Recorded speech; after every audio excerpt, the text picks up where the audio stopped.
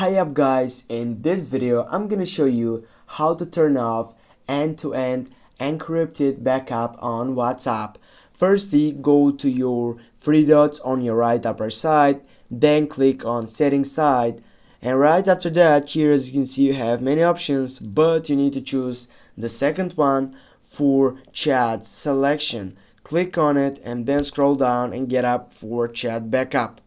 Then as you can see on the second option you have end-to-end encrypted backup.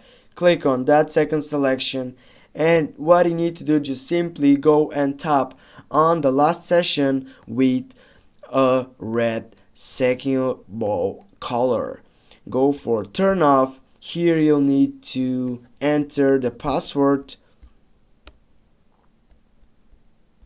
Then when you get out and enter the password, just go for next, and you're gonna get another description from the WhatsApp supporting team, and you'll need to go again on turn off with a red color session. Click on it, go done, and that's it guys. We have turned off our end-to-end encrypted backup on WhatsApp.